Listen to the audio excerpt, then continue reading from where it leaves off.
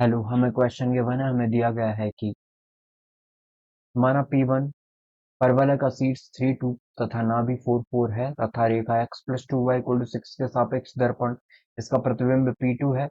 तो P2 की नियता x+2y होगी, हमें ये बताना है। ठीक है, तो सबसे पहले हम एक ऐसा परवलय ड्रॉ कर लेते हैं जिसका शीर्ष हमें कितना गिवन है, जिसका शीर्ष हमें 3 2 गिवन है और नाभि कितनी है, 4 4 गिवन है। मतलब ये एक लाइन पे नहीं होगा, थोड़ा यहाँ वहां हो सकता है, एक एक्सेस पे नहीं होगा ये। एक्सेस थोड़ा सा आपका ऐसा कुछ बने। ठीक है, तो इसको आप मान लो ये 3 2 है,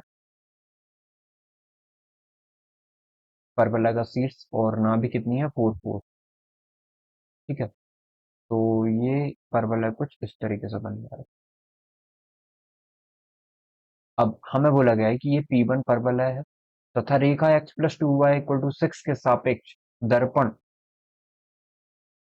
इसका प्रतिबिंब P2 है। तो P2 की नियता x+2y क्या होगी, हमें ये बताना है। ठीक है, तो सबसे पहले तो इसकी डायरेक्ट्रिक्स हम बना लेते हैं। एक्स, इसकी डायरेक्ट्रिक्स क्या होगी, डायरेक्ट्रिक्स जो होगी वो इसका मिड पॉइंट ये होगा, क्योंकि यहाँ से डिस्टेंस और इसकी डिस्टेंस सेम ही हो जाती है। तो डायरेक्ट्रिक्स हम मान लेते हैं ये है इस तरीके से। ठीक है, तो अब देखते हैं, ये डायरेक्ट्रिक्स हो गई, मतलब ये वाला पॉइंट कितना हो जाएगा, ये पॉइंट हो जाएगा आपका हम्म, हाँ, ये मिड पॉइंट है। तो x1 + x2 y2 वाली मेथड से निकाल लेते हैं ये वाला। तो हम इसको मान लेते हैं थोड़ी देर के लिए x डैश y डैश, थोड़ी देर के लिए। तो x dash +4y2 equal to में 3 आएगा। तो यह जाएगा x डैश इक्वल टू में 6 - 4 या 2। ठीक है, वैसे ही y dash +4y2 equal to में कितना आ जाएगा, 2 आ जाएगा। या y डैश इक्वल टू में 4 - 4, या y डैश इक्वल टू में 0 आ जाएगा। ठीक है, तो ये कितना आ गया है, यदि हम देखें एग्जैक्टली तो ये आ गया है आपका 2 0, सॉरी, हाँ 2 0। ठीक, 2 0 आ गया है। कैसे, आप खुद देख सकते हो कि ये 2 0 है। यहाँ से यहाँ तक का पॉइंट देखें हम, तो 2 0 और ये 3 2, 4 + 2 8, 6 6y2 3, 0 + 4y2 2 आ जाएगा। अब हमें पता है कि ये एक्सिस के परपेंडिकुलर होती है। एक्सिस के परपेंडिकुलर होती है, इसका मतलब यदि हम इसकी स्लोप निकाल लें तो वही इसकी स्लोप हो जाएगी, ताकि इक्वेशन पता लग जाए हमें इसकी। तो इसकी स्लोप हमें कितनी गिवन है, सॉरी, इसकी स्लोप हम निकाल सकते हैं।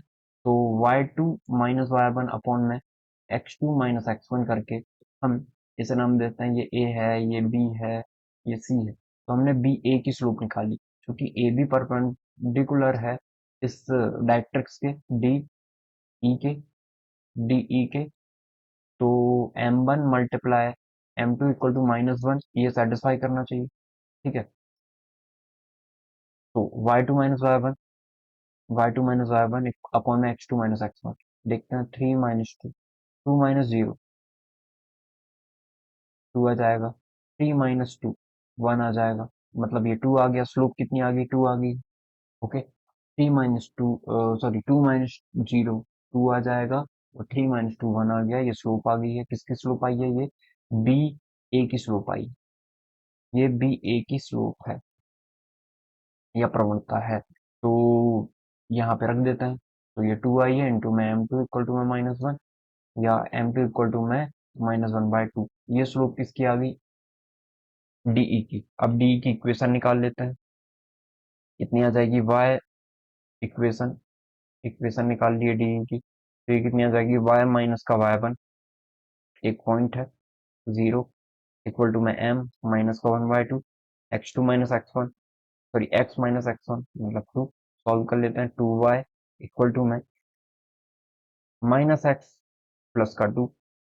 सॉल्व करते हैं, x को इस तरफ लेके जाएं तो x + 2y इक्वल टू में 2 हो जाएगा। ये डायरेक्ट्रिक्स की इक्वेशन आ गई। ठीक है, अब हमें बोला गया है कि माना P1 परवलय का शीर्ष है तथा नाभि है तथा रेखा के सापेक्ष दर्पण इसका प्रतिबिंब P2 है। तो P2 की नियता, नियता ही बतानी, मतलब इतने सब का हम क्यों देखें, हम सिर्फ नियता का देख लेते हैं। तो हमें दिया गया है x + 2y = 6, एक रेखा है, ये दर्पण का काम कर रहा है, x+2y=6। तो ये कैसे बन जाएगी, हमें यहाँ पे नियता मिल जाएगी और ये डायरेक्ट्रिक्स हो जाएगा हमारा, सॉरी ये P2 परवलय हो जाएगा, इस तरीके से बन जाएगा ये एक ही एक्सेस पे। ओके, तो यदि मैं इसको यहाँ पे फिर से आपको बताऊं, तो हमें बोला गया है ये डायरेक्ट्रिक्स है हमारी, जो कि कितनी है, x+2y=2, ठीक है। और हमें बोला गया है ये आपका दर्पण है, ये कितना है, ये क्या है, दर्पण है, x+2y=6। और हमें बोला गया है कि उसका प्रतिबिंब क्या बनने वाला है, ये बनने वाला है, ठीक है। तो हमें पता है इन दोनों के बीच की डिस्टेंस उतनी ही होगी जितनी इन दोनों के बीच की डिस्टेंस होगी, तो हमें ये बताने कितना होगा, तो सारी पैरेलल ही लाइन होगी। अब सारी पैरेलल लाइन है तो उनके बीच की डिस्टेंस भी हम निकाल सकते हैं इजीली, कैसे, यह जाएगा C1 - C2 या C2 - C1, 6 - 2, 6 - 2, तो ये तो -6 - 2 मतलब -6 + 2 हो जाता है, ऐसे हो जाता है ये, अपॉन में रूट में a² + b² मतलब 1 का स्क्वायर 1 और 2 का स्क्वायर 3, तो 2 का स्क्वायर 4। तो ये कितना आ जाएगा, माइनस का 4, लेकिन ये पॉजिटिव ही होगा, तो 4√5 आ गया है। मतलब यहाँ से यहाँ तक की डिस्टेंस कितनी, 4√5। तो हम बोलेंगे यहाँ से यहाँ तक की डिस्टेंस भी कितनी हो जाएगी, 4√5 ही हो जाएगी। तो अब हमें सी निकालना है, सॉरी, x+2y में क्या आएगा यहाँ पे ये बताना है, तो सी निकालना है हमें, ठीक है। तो निकाल लेते हैं, तो ये आ जाएगा हमारा d में इन दोनों के बीच की डिस्टेंस हमें गिवन है 4√5 है, ठीक है। तो ये किसके इक्वल होगा, 6 माइनस में सी, मतलब ये जो सी आएगा उसके इक्वल, तो 6 - C √5, ठीक है। तो √5 से तो √5 कैंसिल हो जाएगा, सी की वैल्यू कितनी आ जाएगी, ये यदि हम देखें तो यहाँ पे भी सी है, यहाँ भी 6 है, तो -6 - C हो जाएगा ये तो -6 और माइनस माइनस सी, तो प्लस का सी होगा तरीके से, ठीक है। तो अब हम सॉल्व करें तो 6 इस तरफ जाके प्लस का, √5 से √5 कैंसिल, तो 4, माइनस का 6 इस तरफ जाएगा तो प्लस का 6 सी, तो सी की वैल्यू कितनी आ गई, 10 आ गई, और यही हमारा करेक्ट आंसर हो जाएगा। आई होप आपको समझ में आया होगा कि हमने इस क्वेश्चन को कैसे सॉल्व किया है। Your correct answer is x+2y में 10। हमें प्रतिबिंब वाली लगानी थी तो हमने शीर्ष और नाभिकी क्यों नहीं निकाले, आई होप आपको क्लियर हो गया होगा, क्योंकि कोई सेंस नहीं बनता उनको रखने का, हमें तो नियता चाहिए थी, तो सिर्फ नियता के लेकर देख लिया। तो ऐसे आपको स्मार्टली सोचना पड़ेगा, बाकी कुछ था नहीं इस क्वेश्चन में, यदि हमें ना पैरेलल लाइन नहीं देके कुछ और दे देता तो थोड़ी प्रॉब्लम हो जाती। ओके, थोड़ा और कॉन्सेप्ट हमें फिर चाहिए होते, मतलब आने चाहिए थे। Okay, I hope your doubt is clear, thank you.